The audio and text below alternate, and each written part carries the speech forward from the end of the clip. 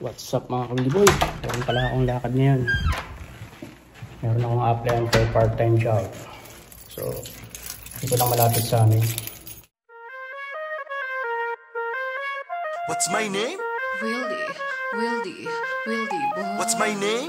Wildy boy. What's my name? Wildy boy. Let's go! What's up mga kababayan? Ako nga pala si Wildy na kagaya mo noon na nangarap. Pero dahil sa pagsusumikap, pag kinaapot ang matagal lang hinahanap, inilusan, di ko tinulugan. Ginawa ng paraan, ano man ninais na makuha. Kahit kalaki, manito hirap at luha. Pinagsumikap ako pa rin ang labis. Kaya mga ka-Wildy, be consistent, patient, laging positibo. Be inspired and motivated, at umiwas lang sa mga taong negatibo. Yan ang tinatago ko sekreto, para mga plano sa huli pagtagumpayan. At palagi ka tumutok sa aking challenge, na sa gano'ng kaalam ang kakayahan madagdagan. Yan! Kumusta mga ka-Wildy boy? Isang pinagpalang araw sa inyo lahat din sa Pilipinas. And sa lahat ng mga kababayan kong OFW, mabuhay po kayong lahat.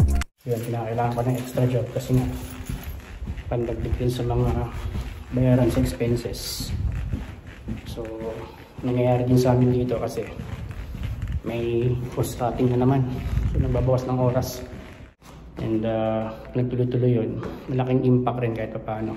So, kinakailangan kong ganap ng part-time. So, ang iniisip ko kung Sabado-Linggo yung papasok ko or pwede akong kumuha after ng regular job ko, ng full-time job ko.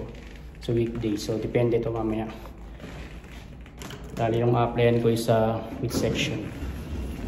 Siya nga pala mga ka-Wildy boy ha. Dito pala pa nag-apply kayo dito sa Canada.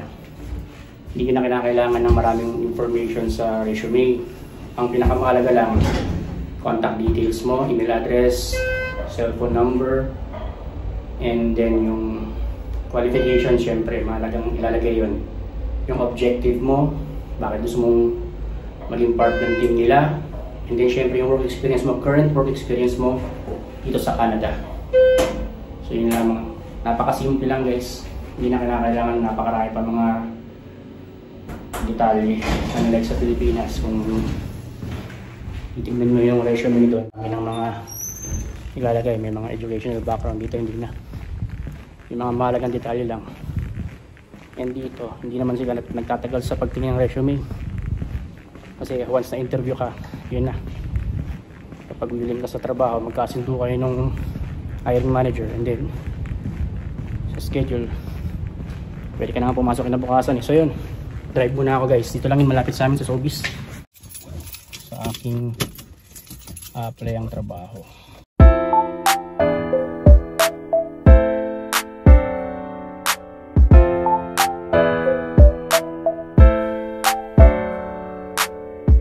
Bukas pala mga ka-Wildy, may forecast na ng snow.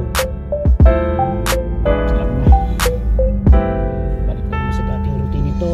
Nakakapalagamit, and then syempre maaga sa pagpasok. Yung driving time.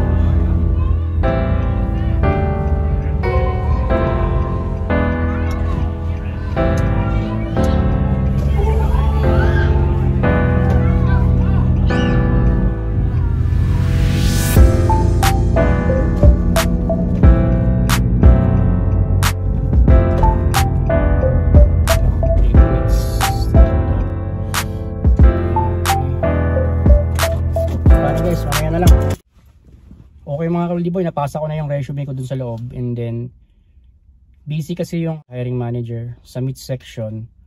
So hiningi na lang yung resume ko dun sa nakausap kong isang crew, and then syempre kukontak ito lang ako just in case may interview. So ganun lang dito guys, na-share ko lang ha. Kung mag-a-apply dito, if nasa Canada ka na, hindi mo kinakailangan ng napakahabang detalye sa resume. Contact information, ano yung email address mo, phone number mo, kung ano yung objective mo, bakit gusto mo mag-apply sa kanila, why do you want to be a part of their team, and syempre yung experience mo, current experience mo. Halimbawa ako, full time ako sa Cargill, so nilagay ko doon kung ano yung duties and responsibilities ko doon, and then syempre ano rin yung mga skills ko nakalagay doon. So ganoon lang, napaka simple lang, hindi na nakalagay yung mga educational background, kung meron kang reference dyan, kung ano-ano pa. Hindi mo na kailangan ilagay lahat ng mga past experience mo. Ang importante lang yung kasalukuyan. At hindi mo na kailangan lagyan ng picture. So ganun lang mga Kaldiboy, update ko kayo kapag anong balita dun sa interview sa akin. Just in case lang, hindi ako pala rin dito. Meron pang malapit dito sa amin yan sa may 130 Ave, mga supermarkets, or kahit di naman supermarket, as long as part-time job. Ang pinagpipilian ko kasi part-time job, weekend, or weekdays, MWF. So yun mga Kaldiboy, na-share ko lang sa mga nagtatanong pala sa akin regarding pag-apply.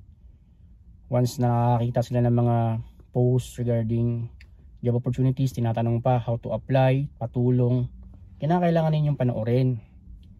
So PM nyo ako kung gusto nyo isend ko sa inyo yung link. Although sinasabi ko naman sa inyo doon, watch my videos on YouTube, watch the video, dapat maunawaan nyo yan. Hanggat maaari meron kayong self-initiative, do your own research. Kung sakasakaling nagdududa kayo, I suggest skip nyo and move forward kayo sa ibang mga sa tingin niyo mas makakatulong sa inyo. Ang akin lamang, nagbibigay ako ng mga legit information based on my research at hindi yan basta-basta lang galing sa mga sabi-sabi ng iba. So ganun lamang mga Kaldiboy and pwede ninyong tingnan yung mga past videos ko. Hindi lang yan puro sa Job Bank Canada. Nandyan yung mga detalye about digit agencies in the Philippines. Syempre kung paano nyo ma-acquire yung skills, kung paano nyo taglayin yan, especially kung nangangarap kayo maging isang industrial butcher, hindi lang bound to Canada.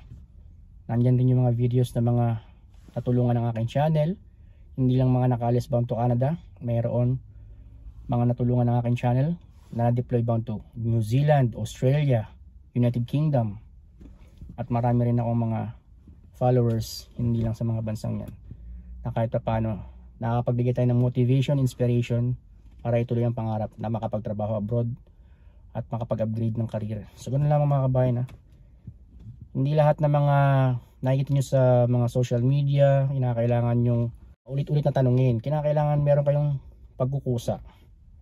At syempre dapat kung nangangarap kayo, unti-unti nyo talaga yung kikilusin. Unang-una na yung mga pag-provide ng mga documents. Syempre number 1, passport. Mag-abroad ka Kung alam mo namang malapit na ma-expire, of course i-renew mo. Aside from that, kinakailangan ang resume mo updated. Pinapaliwanag ko na yan sa aking video kung ano bang ibig sabihin ng updated resume.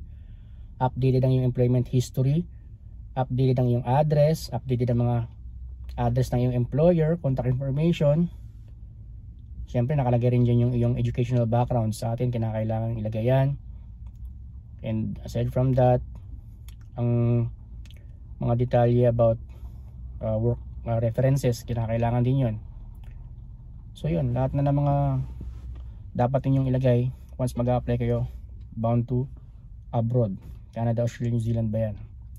Yung mga pinapost ko about job opportunities through Job Bank Canada, isa lamang yan sa mga options na pwede ninyong gawin ang mag-apply online sa pamamagitan ng pagkapasa, sending your Canadian format resume and cover letter.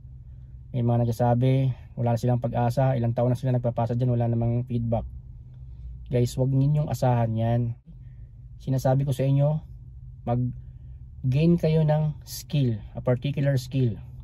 Lagi kong sinasabi, maging butcher kayo sa Pilipinas.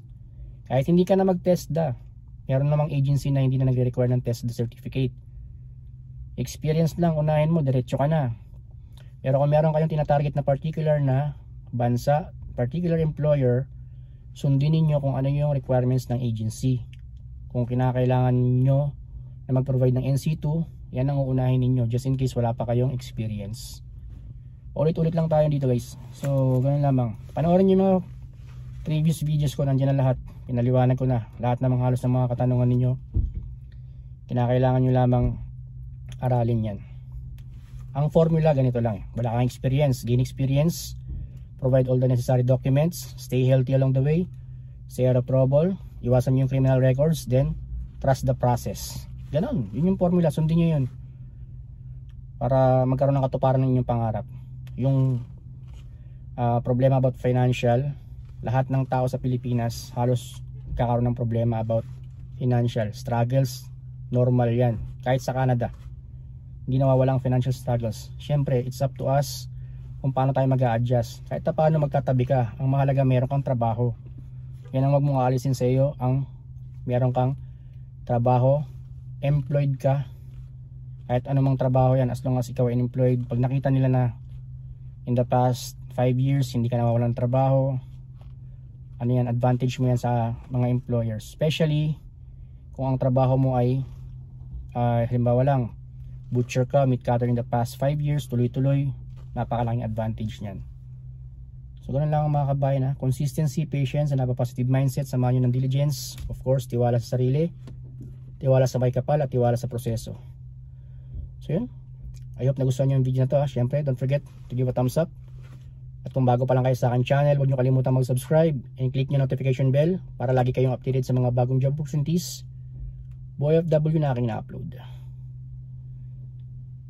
So yun, kita-kits sa akin next video mga kuliboy, ha. Lumalamig na, kailangan ko na umuwi. Meron pa pala akong gagawin. Gagawa ko ng kuchinta, dalhin ko bukas sa planta, isa sa aking mga side hustle. Alright, na ako.